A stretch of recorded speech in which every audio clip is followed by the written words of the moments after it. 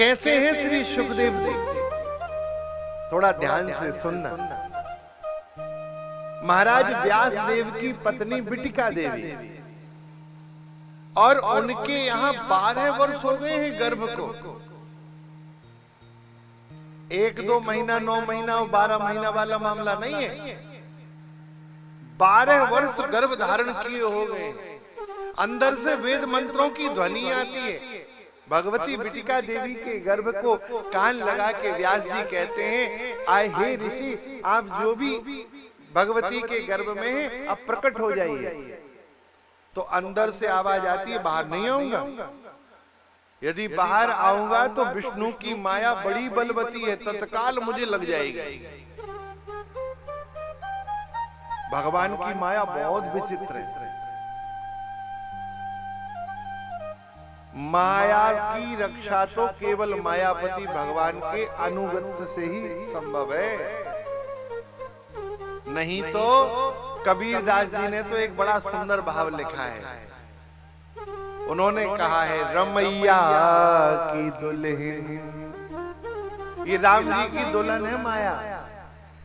रमैया की दुल्हन ने लुटलन बाजार, सारा बाजार लूट लिया है वो रमैया की दुल्हन ने। कबीरदास जी ने कहा है, माया महा ठगनी हम जानी। हम जानते हैं माया कितनी बड़ी ठगनी है।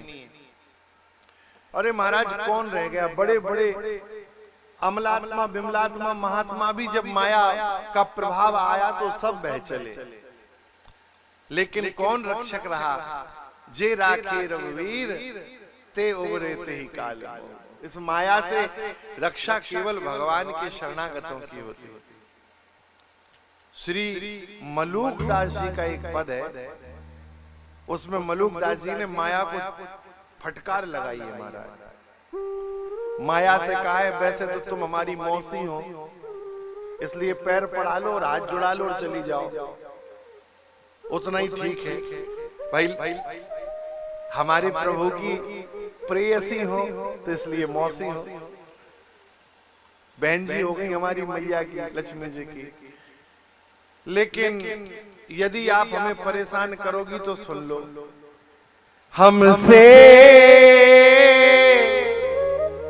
जनी लागे तू माया, हमसे मत लगो। क्यों? थोड़े ते फिर बहुत होएगी, सुन पई है रघुराया। यदि हमको परेशान करोगी तो हम तो राम जी के चरणों में रोने लगेंगे, पकड़ के उनके पैर के, प्रभु इस माया से बचाओ। तो थोड़े से फिर बहुत होएगी। यदि रघुनाथ जी को पता लग गया तो समझ लेना आपको फटकार लगेगी। इसलिए हमसे जनी लागे तू माया। महाराज सुखदेव जी ने कहा, माया महाठगनी है, लग जाएगी, नहीं आएंगे। और देखो, वैसे भी हम आपको सही बताएं, गर्भ में भगवान से प्रार्थना करता है जी।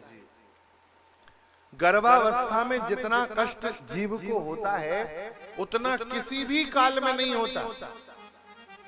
शास्त्रों में लिखा है, गर्भवासे समदुखम न भूतो न भविष्यति।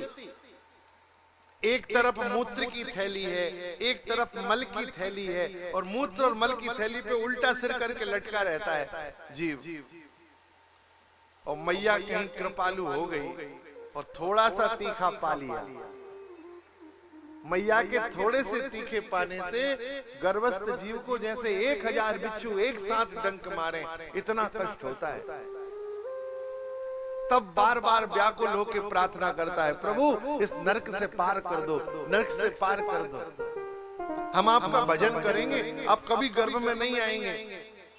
एग्रीमेंट करके आता है कि आपका भजन करेंगे।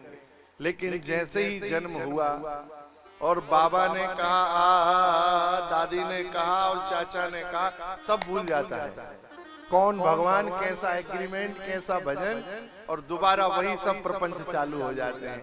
उठ चंदा मोह कोई धंधा, सब भूल जाता है।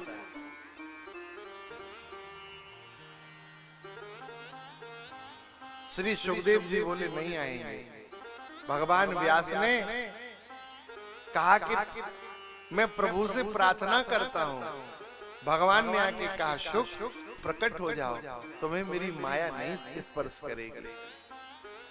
जब भगवान ने वचन दिया तब प्रकटे, और ऐसा विचित्र वैराग यम प्रव्रजंत मनुपेत मपेत कृत्यम अनपेत कृत्यम। अभी यज्ञोपवीत संस्कार नहीं हुआ है, अभी कोई संस्कार नहीं, नालोच्छेदन नहीं हुआ, जन्म हुआ अभी नालोच्छेदन नहीं हुआ है, और सीधे जंगल की ओर जाने लगे। व्यास जी को थोड़ा मोह हो गया। ये पुत्र मोह नहीं है, लोग कहते हैं कि पुत्र मोह हो गया, पुत्र मोह नहीं है। व्यास जी को लगा ऐसा परम भागवत मेरे यहाँ जन्म लेके आया है, अरे इससे बैठ के सत्संग करता, कुछ भजन करता, कुछ शास्त्र की चर्चा होती, कुछ भक्ति के संस्कार की चर्चा होती।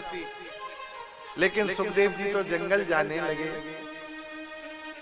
व्यास जी पीछे पीछे दौड़ रहे हैं। शुक रुक जाओ रुक जाओ, पुत्रेति तन्मयतया, पुत्र की भावना में व्यास जी पीछे पीछे पुत्र पुत्र कह के दौड़ रहे हैं।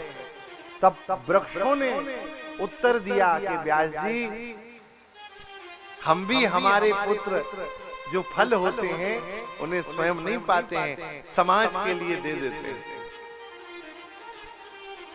अरे हम ना दें तो समाज वाले डंडा मार के ले लेते हैं, पत्थर मार के ले लेते हैं, इसलिए आप भी परमार्थ के लिए इन्हें जाने दो। वृक्षों से आवाज आई, तम सर्वभूत हृदय मुनि मानत वस्मि। सर्वभूत हृदय जो भगवान शुक हैं, उनको प्रणाम किया।